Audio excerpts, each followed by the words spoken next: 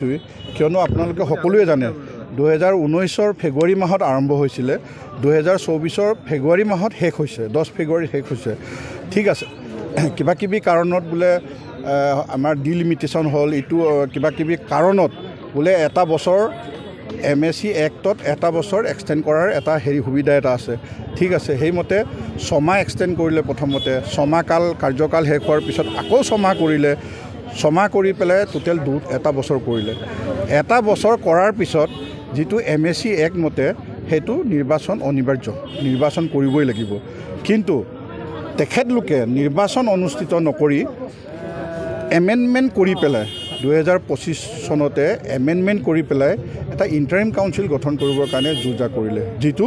যোৱা 21 তাৰিখে মহামান্য আমাৰ ৰাজ্যপাল মহোদয়ে এটুক এপ্ৰুভ কৰি দিলে আৰু ইতিমধ্যে সেই ইন্টাৰিম কাউন্সিলটো শপত গ্ৰহণ কৰে যোনটোত যত নেকি কোনো অনিৰ্দিষ্ট কাললৈ কেতিয়ালৈকে হ'ব 6 মাহ 3 মাহ এবছৰ 2 বছৰ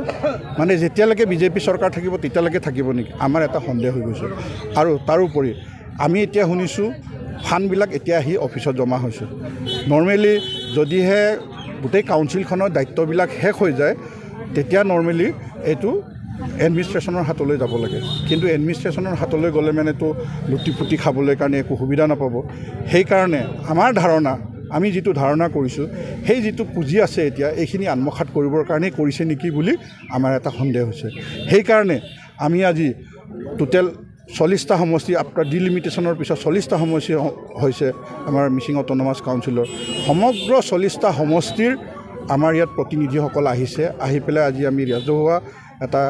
ৰাজহুৱা প্ৰতিবাদ কৰিছোঁ আমাৰ MSc গেটৰ সন্মুখত মুখ্য কাৰ্যালয়ৰ সন্মুখত মহামহিম ৰাজ্যপাললৈ আমি এটা মেমৰেণ্ডাম দিছোঁ থ্ৰ আমাৰ প্ৰিন্সিপাল সেক্ৰেটাৰীৰ জৰিয়তে যাতে এই পুঁজিখিনি আত্মসাৎ কৰিব নোৱাৰে আৰু এই ইন্টাৰিম কাউন্সিলটো সোনকালে বাতিল কৰি পেলাই যাতে নিৰ্বাচন কৰি পেলাই আমাৰ মিচিং জনসাধাৰণৰ উন্নয়নৰ স্বাৰ্থত কাম কৰি যাব লাগে সেইটোকে আমি কামনা কৰি আজিৰ দিনটো আমি প্ৰতিবাদ কাৰ্যসূচী আমি জনাত 2024 চনৰ পিছৰ পৰাই প্ৰথম যেটো বছৰটো সেই সময়তেতো কৰি শেষ কৰিব পাৰিলেহেঁতেন আৰু এতিয়া সিহঁতৰ যেটো নটিফিকেশ্যন এটা আছে মোৰ তাত আছিলে মই নম্বৰটো পাহৰি গৈছোঁ সেই নটিফিকেশ্যন নম্বৰে সমষ্টিবিলাক অলমষ্ট হৈ গৈছে গাঁওবিলাক ফাইনেল হৈ গৈছে খালি ভোটাৰ লিষ্টটো ওলোৱাৰ পৰা নাই ভোটাৰ লিষ্টটো ওলোৱাৰ নামতে আকৌ ইন্টাৰিম কমিটি কি কাৰণে কৰিব লগা হ'ল মই সুধিছোঁ প্ৰশ্ন কৰিছোঁ আমাৰ অনাৰেবল চিফ এক্সিকিউটিভ কাউন্সিলৰ গৰাকী যে তেখেতে এই এটা বছৰটোত কিয় কৰিব নোৱাৰিলে কাৰণ আৰম্ভণিটো হৈছে 2023 চনৰ শেষৰ ফালৰ পৰা আৰম্ভণি হৈছে ইমান সময়টো কেতিয়াও লাগিব নালাগে যোৱা বছৰো তেনেকা কিছুমান জেগাত হৈছিলে যেনেকা অকাজান সমষ্টিটোত এনেকা গণ্ডগোল হোৱাৰ কাৰণে সেই সমষ্টিটোকে